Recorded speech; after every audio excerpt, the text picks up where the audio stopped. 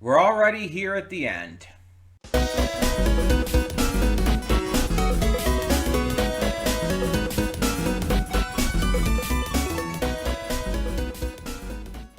Hey everyone, welcome to Princess Gay. I'm your host Connie, and today we are here with my blind reaction to Dan Se2 Season 2, Episode 12.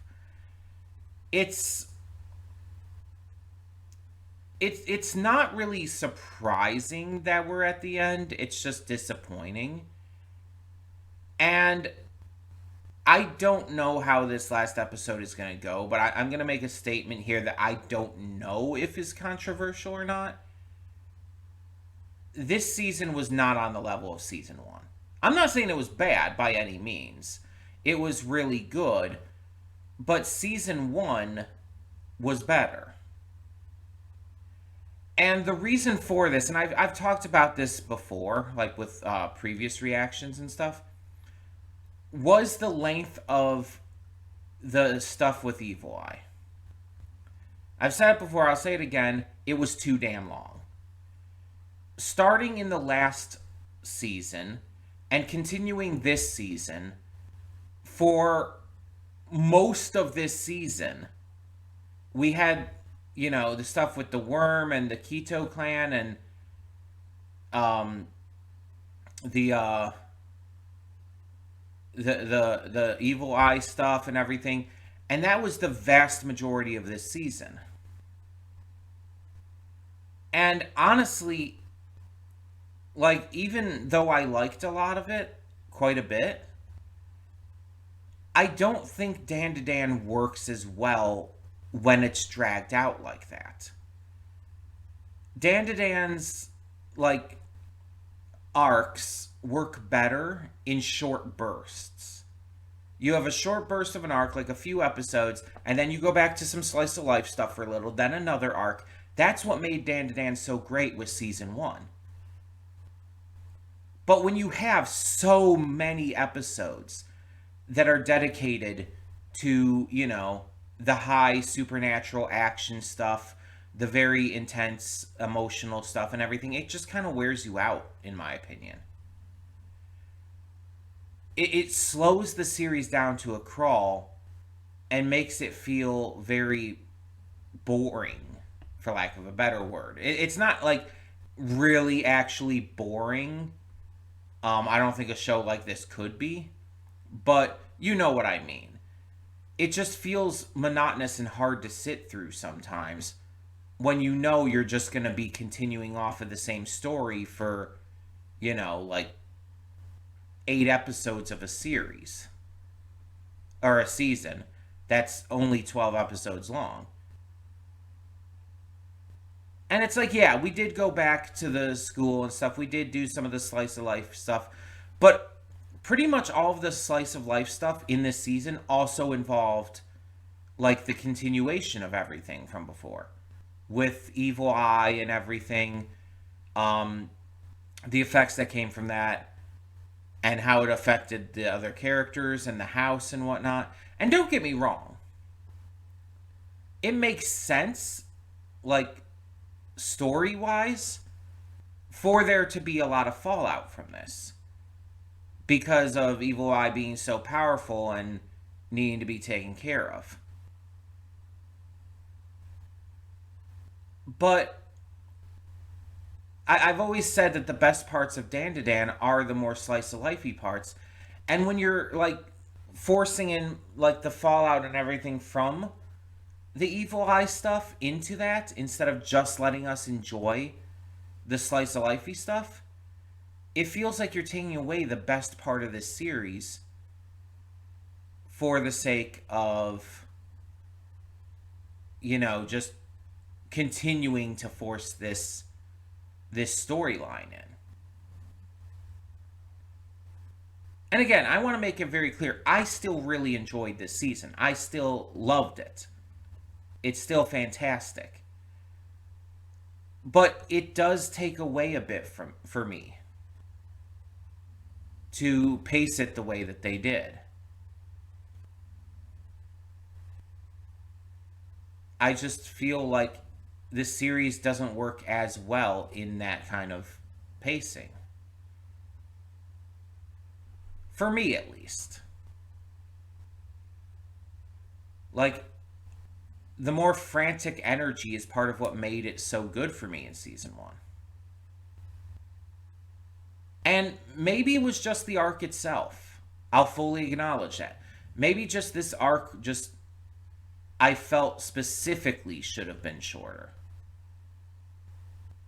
Maybe there will be other arcs in the future that'll make the length work better. I don't know. I can't say.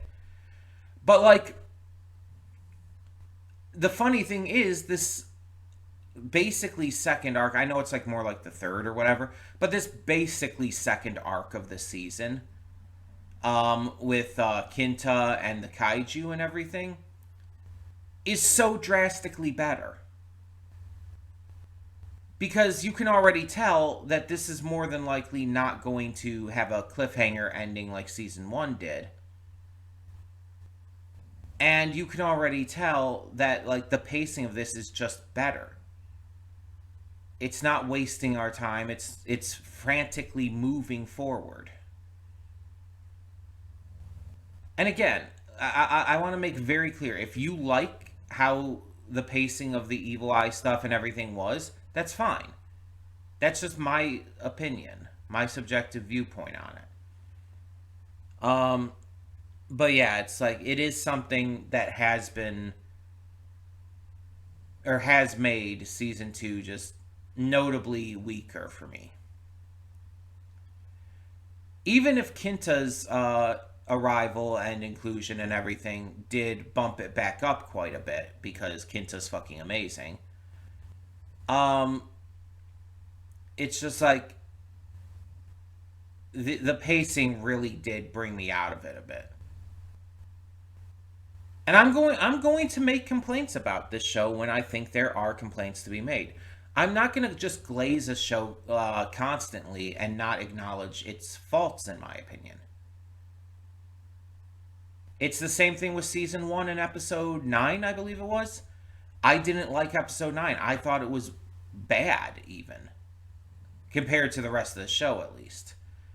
And it definitely didn't live up to anything else. And I've heard people try to, like, talk about the messaging and theming of that episode. Did not help.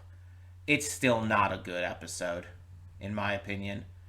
But either way, I'm going to acknowledge when I feel a series has flaws, even if I really love the series. Because I actually feel like it's more disrespectful to treat a series as if it's perfect. Acknowledging its flaws allows you to see a series for what it is and for what the creators made it to be, as well as to acknowledge that it's not perfect. It needs to maybe have a little bit of work done. The series is obviously still ongoing with the manga, so there's a lot more that could be improved on with it. And hopefully that'll happen.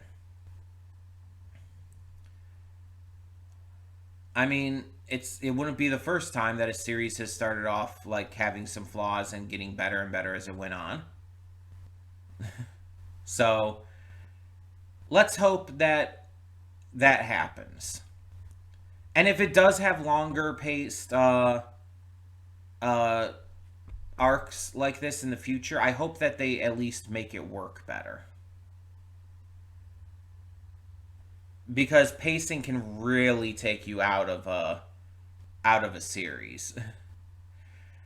And I don't think that I don't think it would ruin it for me completely, but it does drag down quite a lot. And that's why I wanted to talk about this so much.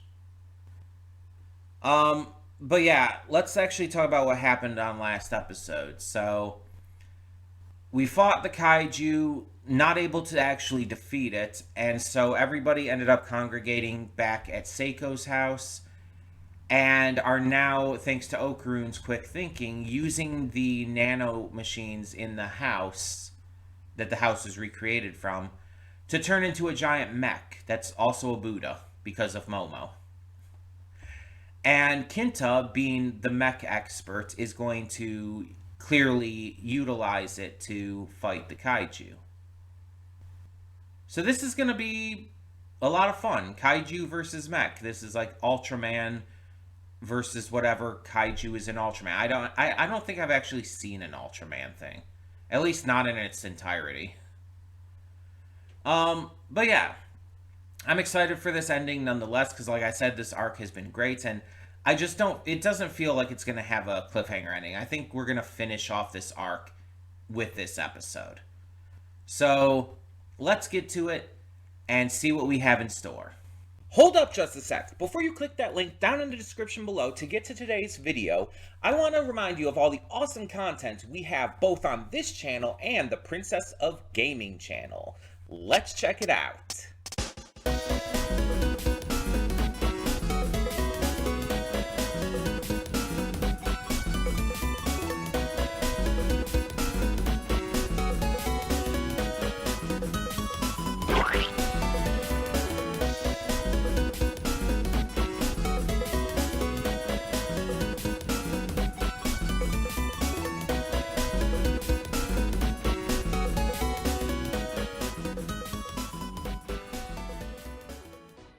And we are back, and we'll begin with spoilers in 3, 2, 1, now. So, kind of a cliffhanger we left off on, but not in quite the same way. It's definitely not as big of like this arc cliffhanger. We definitely finished out this arc. And when we get to season 3, it's going to start off with continuing off of where we left off, but it seems like it's basically going to still be a new arc. Or at least the fallout to this arc, in the same way that we had the fallout to the Evil Eye stuff in this season. We're going to definitely go back to doing a lot of the school stuff right away. And we're going to find out who this alien character is. And why they kissed Okaroon. Because that was kind of out of nowhere, right? It's like, why would they kiss him? Like, they were enemies. There's no reason for that.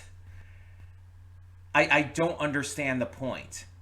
Unless this is going to be like something like, I don't know, Starfire from Teen Titans, where, you know, she kisses Robin in order to gain human language. Maybe it's going to be something like that. If that is the case, if that is what they're doing here, and that's just straight up reference, that'd be pretty cool. I will give you that. Although we're not going to have, obviously, this alien and Okaroon be together in the same way that Starfire and Robin are. But still, that'd be a fun idea. Fun little reference to throw in. So, yeah. Like I said, I've seen this character. I just don't have any, like, context for anything. I just literally saw a random picture, a random spread of all of these characters from the series. So it's, like, nothing really to go on there. I didn't think we were going to get another new character at the end of this season, though. Like, I thought it was just going to be Kinta at this point. So I'm a little surprised by that. But let's talk about Kinta. So Kinta was obviously the hero here. I know he didn't get, like, the final blow. That was Momo using her power bomb. I'm almost kind of disappointed by that, though. If I'm being completely honest here. Momo stole the kill. Not really kill, but you know what I mean. Like, you know how in, like, video games, like, the term kill steal is, like, in reference to, like, someone doing all the work, but then someone else coming in and taking the actual final blow for themselves. It's like, it's a video game term. I think it's used a lot in, like, MMOs and whatnot. But, like, any kind of multiplayer game it can be used in. Overwatch, TF2, that kind of stuff as well. But either way, it's definitely what's happened here. Kinta put in all this work, was actively doing better than anyone else had been able to. Was proving to be like an absolute just just absolutely just I'm trying to find a way to word this. He was invaluable in this fight. Let's put it that way. And this fight would not have been won without him. And yet Momo took the kill and landed the final blow because she was upset at the motion sickness. Which, I mean, I get to a point because, like, you know, her and Ira weren't ready for any of that. And they weren't, like, trained up like Kinta to deal with motion sickness, I guess. Because apparently that's something he trained himself in, according to what he said. And so it's like, I understand that he's or that Momo was angry and everything, and Ira was like upset as well.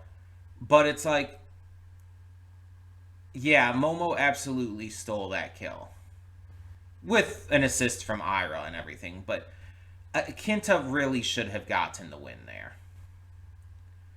This it kind of reminds me, in a less serious way, mind you, but it kind of reminds me of JoJo Part 5, where there was this one battle. I think it was against Gyakio, where Mista was fighting Gyakio and was doing all the work, and then out of absolutely nowhere, Giorno comes in and steals the kill just because he's the main character. He finishes off the battle and wins just because he's the main character, but despite the fact that Mista put in all the work and should have had the win for himself.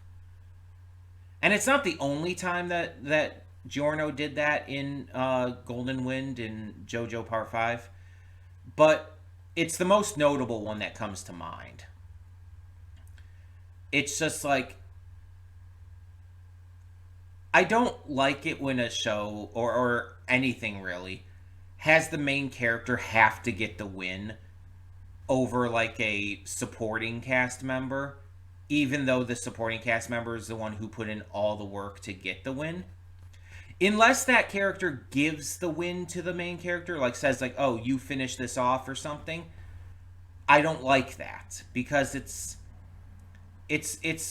one of those occasions where you hype up this one character, you do everything to make them look really cool, but then in the end, their hype and everything is taken from them by someone else.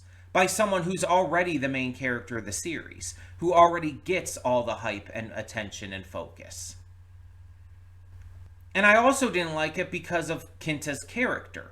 Like, they went through these flashbacks showing of how much he's like been looked down on and mistreated and bullied just for liking, you know, Gundams and all. And then you go and steal his thunder after having a flashback like that? That's not okay. Like, what the hell? That feels so disrespectful. And again, it's not as like a big deal as like other things, but it doesn't ruin the series or the season or Kinta's character or anything like that. But it does bother me. Because it makes Kinta look more like a joke. And it bothers me because it's like we should be having these other supporting cast members winning battles too.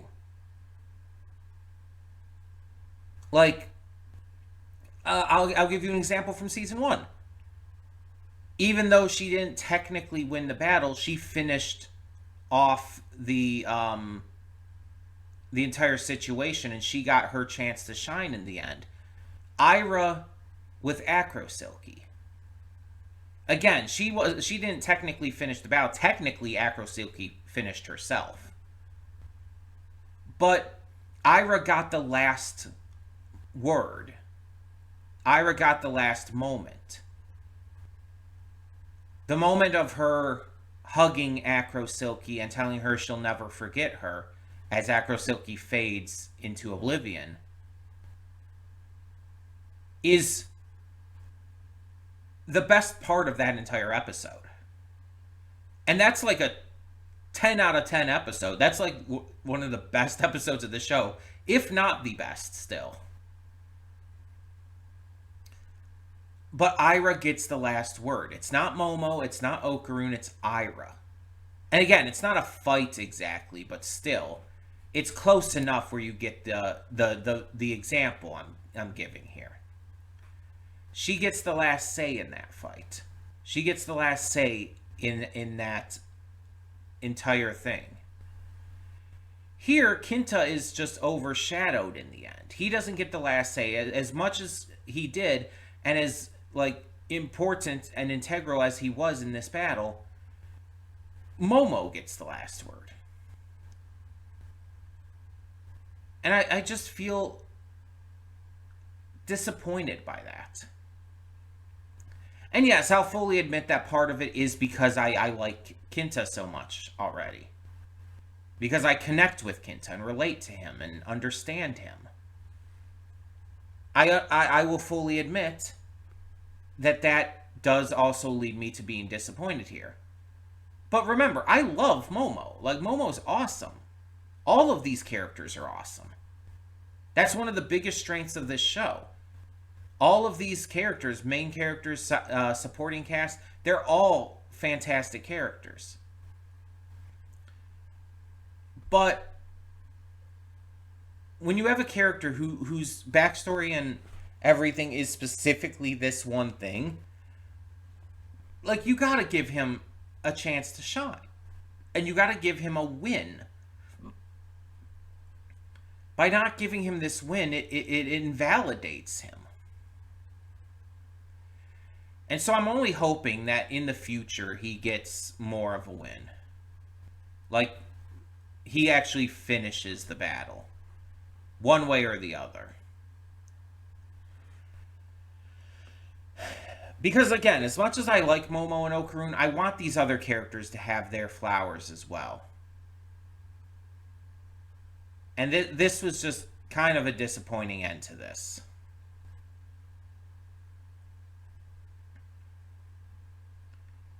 I would have been... I would have liked it more if, honestly, like, maybe Momo had suggested the power bomb as an idea, and then Kinta went with it.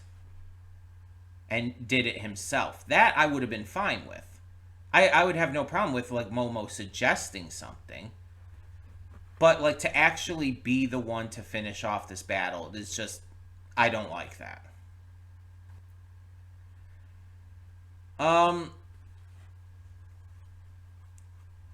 Trying to get control of the robot was pretty fun, and seeing, like, how pretty much everyone else in there was useless except Kinta. Again, until the end.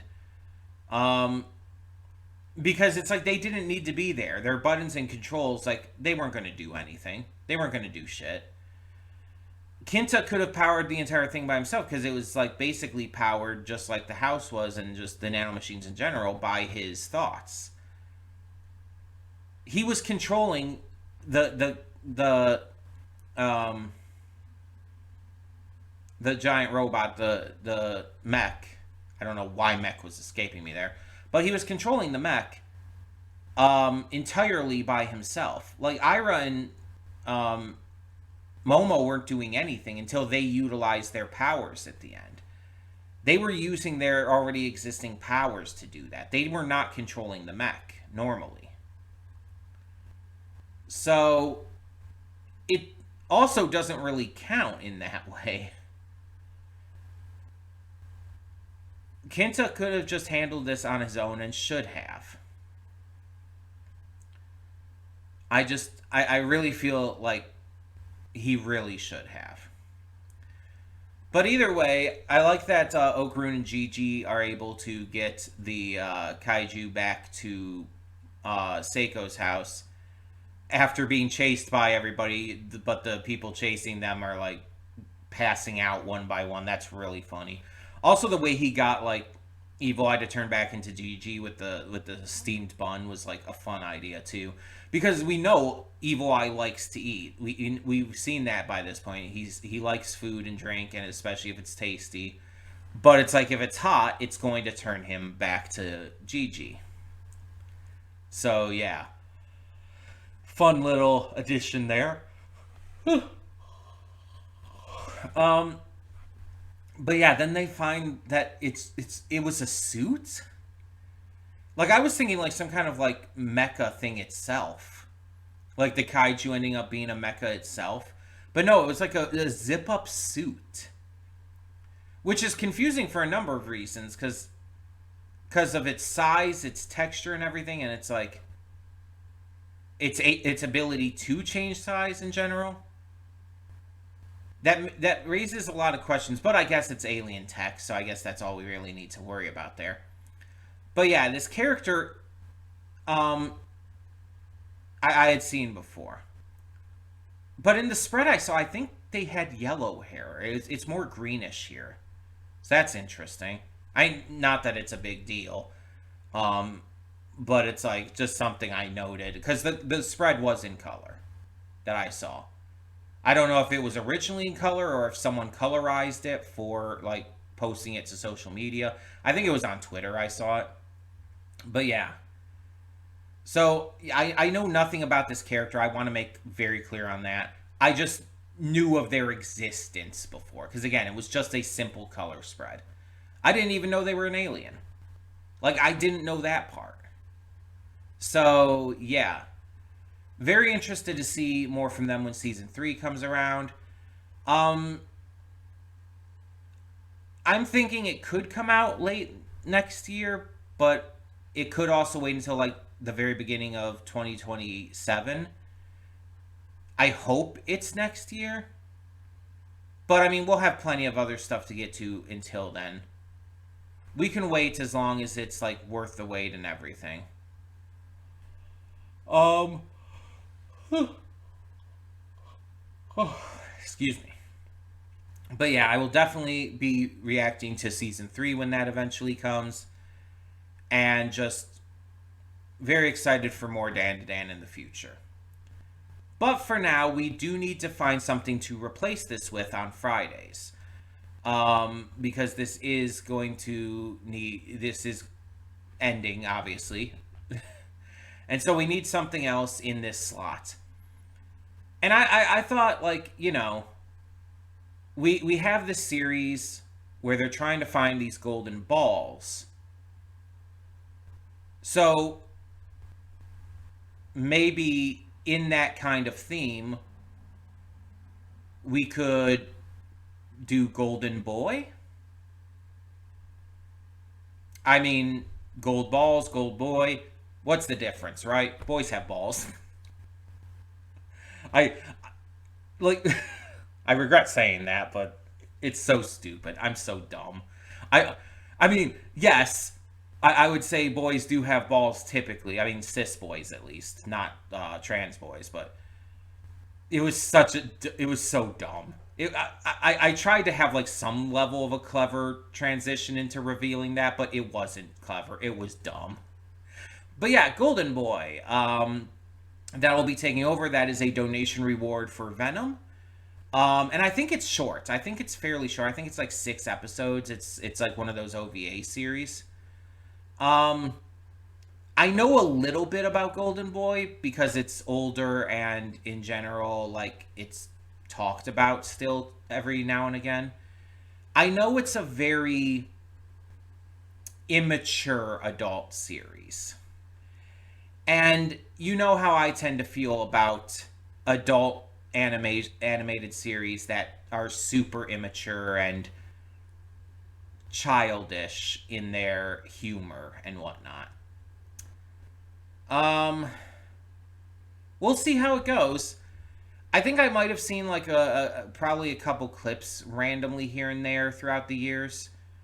I couldn't tell you anything specific, but yeah, I guess we'll just have to see what happens at this point. Um, We'll give it a chance at least. If I don't end up liking it, I don't end up liking it, but we'll give it a chance at least. I'm always willing to give anything a chance because, I mean, hell, it could end up surprising me. I mean, there's been a lot of shows we've reacted to that I didn't think I would like that ended up surprising me. So, yeah. We'll give it a fair shake and find out. But that'll start next week alongside, I think the last episode of Panty and Stocking is next week, so new Panty and Stocking. So those should go like together and everything there. And once new Panty and Stocking ends, I have a replacement like already figured out for that. But yeah, I'll talk more about this next week when we get to the first episode of Golden Boy. And by the way, we will be doing the dub for that because I was specifically requested to do the dub. So I'll let you know that ahead of time. But all of that being said, thank you so much for tuning in. Let me know what you thought of this final episode of Dan to Dan Season 2. And for now, I'm Connie and I'm signing off. See y'all next time.